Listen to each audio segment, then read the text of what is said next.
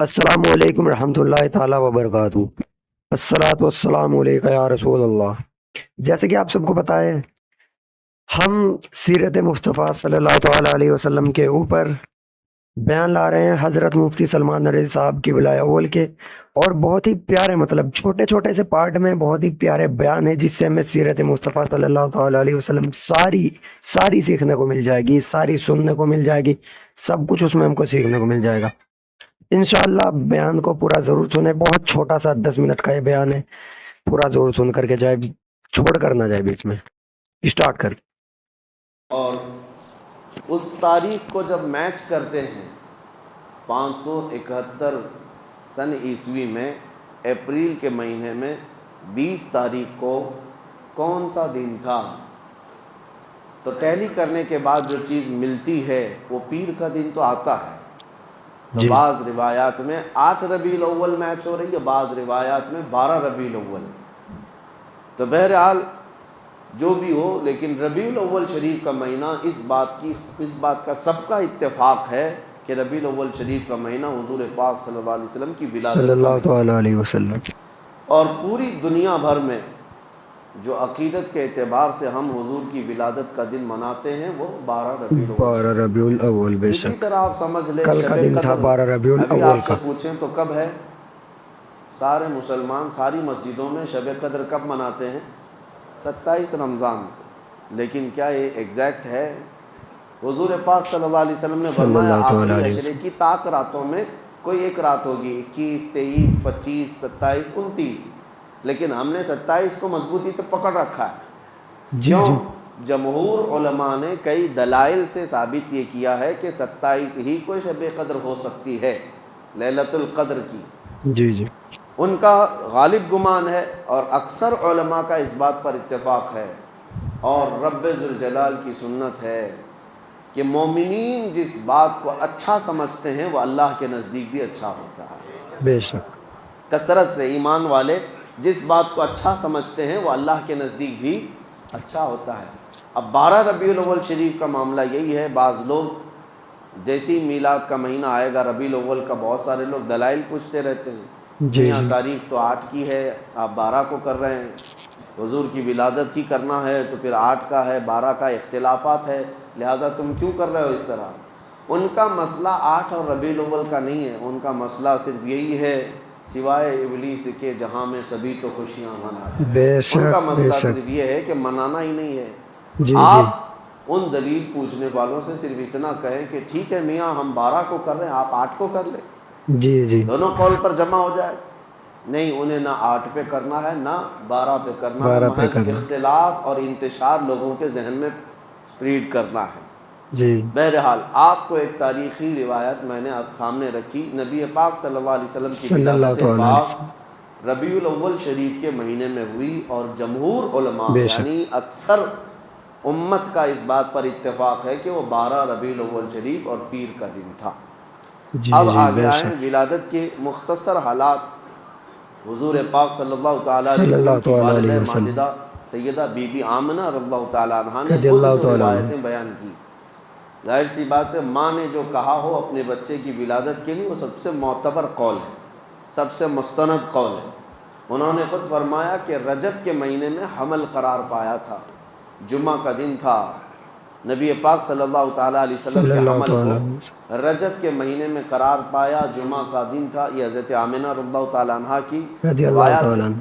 اور فرماتی ہیں حمل کے قرار پانے کے بعد کبھی بھی حضرت بی بی آمنہ فرماتی ہیں مجھے حمل کے جو درد ہوتے ہیں کبھی نہیں ہوئے، جو عام عورتوں کو ہوتے ہیں کہ کبھی پیر بوجھل ہو گئے، سر چکرانے لگ گیا، جسم بھاری ہونے لگ گیا، اس طرح کی کوئی تکلیف حضرت آمنہ فرماتی ہیں 9 مہینوں میں کبھی نہیں ہوئی۔ بے اور شک پلس اس سبحان پر اللہ۔ مزید یہ کہ ہر مہینے حضرت بی بی آمنہ کہتی ہیں خواب میں کوئی نہ کوئی نبی آتے اور مجھے بشارت دے کر جاتے، کبھی حضرت سبحان موسیٰ علیہ اللہ۔ السلام تشریف لائے، کبھی ابراہیم علیہ السلام تشریف لائے، اور پھر یہاں تک کہ سفر کا مہینہ ہوا تو جبرائیل امین علیہ السلام کی آوازیں انہوں نے سنی کہ کہہ رہے تھے کہ اے فرشتوں صف بستہ کھڑے ہو جاؤ، اللہ کا محبوب آنے والا ہے۔ سبحان حضرت بی اللہ بی آمنہ فرماتی ربیع الاول رضی شریف اللہ کا تعالیٰ۔ مہینہ ہوا تو میرے گھر پر ہمیشہ کچھ گنگنانے کی آوازیں آتی، یہ وہ حوران جنت تھیں جو حضور پاک صلی اللہ علیہ وسلم کی صلی آمد اللہ پر تعالیٰ خوشیاں علیہ منا وسلم، رہی تھیں۔ بے شک بے اور شک، پھر حضرت بی بی آمنہ رضی اللہ تعالیٰ عنہ رضی اللہ فرماتی تعالیٰ، ولادت کا دن تھا، یعنی 12 ربیع الاول شریف، اس سے ایک دن پہلے وہ کہتی ہیں اچانک میری پیشانی میں ایک درد سا ہوا، یعنی ایک جھٹکا سا ہوا، اور پھر ایک نور ظاہر ہوا، ایک روشنی نکلی، اور سبحان وہ اللہ، روشنی اتنی تیز آگے بڑھتی گئی۔ حضرت آمنہ فرماتی میں مکہ میں بیٹھ کر کے ملک شام کے محلات دیکھ رہی تھی، سبحان عراق اللہ، میں شہر بصرہ کو میں دیکھ رہی تھی۔ سبحان مکہ اللہ، سے ملک شام اور بصرہ کوئی 100-200 کلومیٹر بھی نہیں، ہزاروں کلومیٹر دور ہے، اور جی حضرت جی، آمنہ فرماتی ہے میں وہاں تک کے حالات کو اپنی آنکھوں سے مکہ میں بیٹھ کر دیکھ رہی تھی۔ تو حضور پاک صلی اللہ علیہ صلی وسلم کی اللہ تعالیٰ، ولادت یہ عام ولادت نہیں تھی۔ اور پھر فرماتی ہیں کہ جب رات کا وقت گزرا اور صبح صادق سے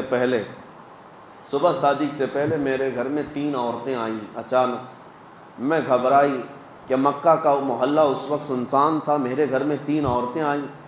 میں نے ان سے پوچھا کہ آپ کون ہو؟ تو ان میں سے ایک خاتون نے کہا میں بی بی آسیہ ہوں، اور ایک نے کہا میں بی بی مریم ہوں، اور ایک نے کہا میں حوا ہوں۔ یہ 3 مقدس مائیں پوری کائنات کی جو سب سے زیادہ پاکیزہ خواتین میں شمار کی جاتی ہیں، جی جی، اور وہ بشارت دیتی ہوئی آئیں کہ ہم تمہارے بیٹے کی دایا بن کر کے آئیں۔ پھر سبحان نبی اللہ، پاک صلی اللہ تعالیٰ علیہ صلی وسلم اللہ کی تعالیٰ ولادت علیہ پاک وسلم، ہوئی۔ حضرت بی بی آمنہ فرماتی ہیں اچانک کمرے میں ایک تیز روشنی بجلی جیسی چمکی، اور پھر حضور پاک صلی اللہ تعالیٰ علیہ وسلم ظاہر ہوئے، صلی اللہ اور تعالیٰ اس علیہ وسلم، حالت میں ظاہر ہوئے کہ غسل دیے ہوئے تھے۔ سبحان اللہ، کوئی سبحان دنیا میں اللہ، بچہ اس طرح نہیں آتا، بے لیکن شک، جی حضور جی، پاک صلی اللہ علیہ وسلم غسل لیے ہوئے تھے، اور کسی نے حضور پاک کے جسم کو نہیں دیکھا۔ حضرت بی بی آمنہ فرماتی ہیں وہ سجدے کے عالم میں تھے، سبحان سجدے کے اللہ، عالم میں تھے، سبحان اللہ، اور تیز خوشبو پورے کمرے میں مہک رہی تھی۔ اور اس کے بعد حضرت بی بی آمنہ فرماتی ہیں میں نے اپنے بیٹے کے چہرے پر نظر ڈالی تو دیکھا سرما بھی لگایا ہوا ہے، اور سبحان عطر اللہ، میں بھی معطر ہے۔ اور اچانک پھر 3 لوگ میرے گھر کے اندر داخل ہوئے۔ آتے ہی میں ان کو نہیں پہچانتی تھی، وہ 3 اللہ کے فرشتے تھے۔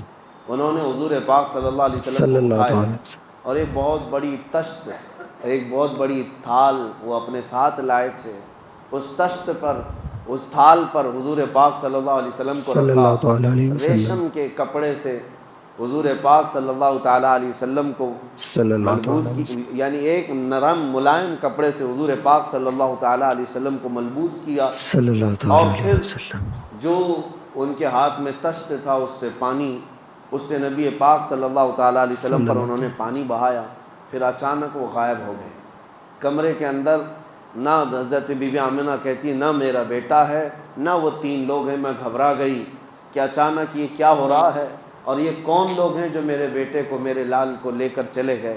تھوڑی دیر کے بعد پھر سے وہ ظاہر ہوئے، اور انہوں نے کہا مبارک ہو سیدہ آمنہ، تمہارے گود میں اللہ کا محبوب آرام کر رہا ہے، سبحان اللہ اللہ، کا محبوب تمہیں دیا گیا ہے، اور ہم اس محبوب رب کائنات کو لے کر کہاں گئے تھے؟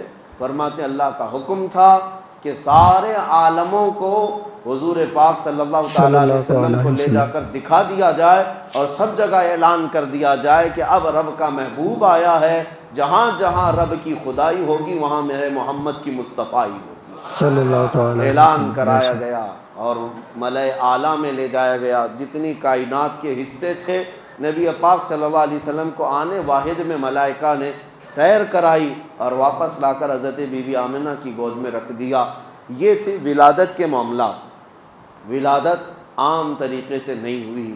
بے میرے شک، عزیزو، ہمارے اور تمہارے گھروں میں پیدا ہونے والے بچوں کے ہر سال ہم جنم دن منا لیتے ہیں، جبکہ ان کا کوئی بھروسہ نہیں کس طرح پیدا ہوئے اور کیا بننے جی، والے ہیں۔ لیکن اس کائنات کے عظیم آقا محمد رسول اللہ صلی اللہ علیہ تعالیٰ علیہ وسلم، جن وسلم، کا دنیا میں آنا بھی سب سے نرالا بے شک، اور جن کا پیدا ہونا بھی سب سے پاکیزہ، ان بے کی شک، حیات اعلیٰ، ان کی ممات اعلیٰ، ان کی بے شک، زندگی بے شک، اعلیٰ، ان کی وفات بھی اعلیٰ۔ جی نبی جی، پاک صلی اللہ صلی تعالیٰ علیہ اللہ وسلم کا تعالیٰ، آنا سب سے انوکھا اور سب سے نرالا تھا۔ اس بے لیے شک پوری کائنات کو چاہیے کہ وہ یادیں ہمیشہ قائم رکھیں، وہ یادیں ہمیشہ قائم رکھیں۔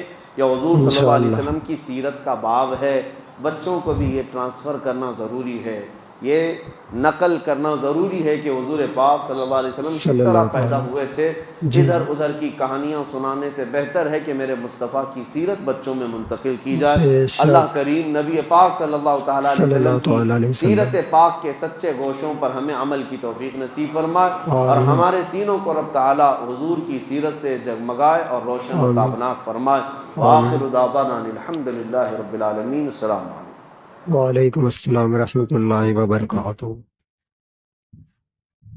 دوستو یہ تو آج کا بہت ہی پیارا، میرے بھائیوں، بہت ہی پیارا خوبصورت حضور صلی اللہ تعالیٰ علیہ وسلم کی پیدائش کس طرح ہوئی، آپ نے سنا کتنے اچھے طریقے سے، مطلب کتنے اعلیٰ و بلند طریقے سے میرے حضور پاک صلی اللہ تعالیٰ علیہ وسلم ہمارے آقا و مولا کی پیدائش ہوئی۔